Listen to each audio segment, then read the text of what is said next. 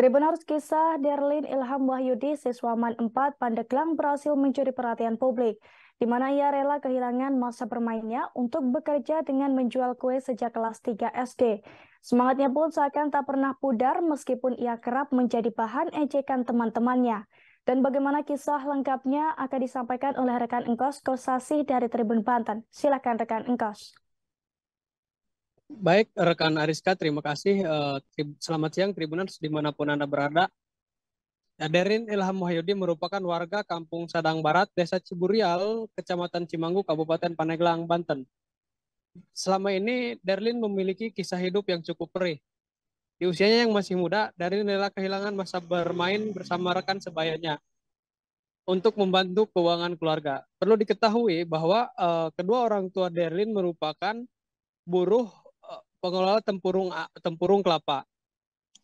Derlin mulai berjualan kue ketika duduk di bangku kelas 3 SD saat di SDN Ciburial 3. Saat itu Derlin kecil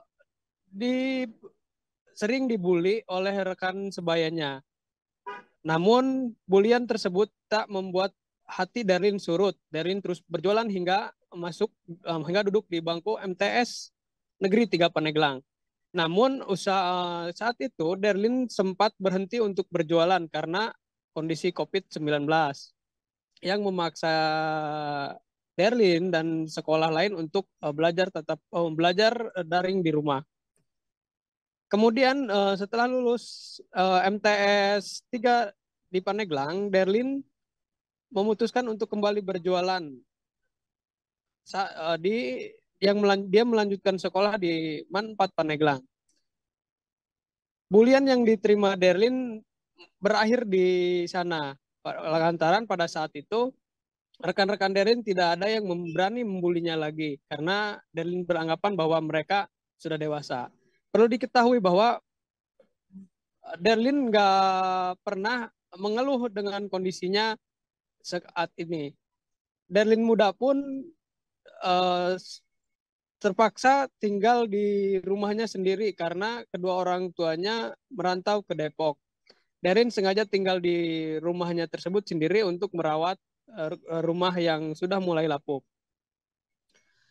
Di sekolah yang terbaru yaitu MAN 4 Pandeglang, Derlin juga awal-awal sempat dibully karena videonya yang sedang berjoget di TikTok viral dan bulian itu membuat hati Derlin terpukul.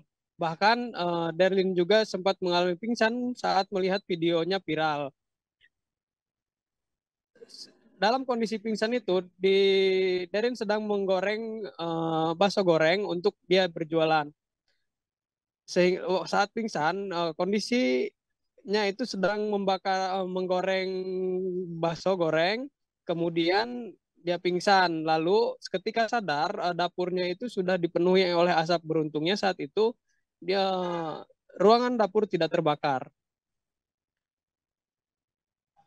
Dan untuk saat ini nama Derlin cukup viral setelah video kesehariannya yang mulai bangun dari jam 1 sampai untuk menyiapkan bahan-bahan kue sampai subuh sampai pagi kejualan di upload di TikTok.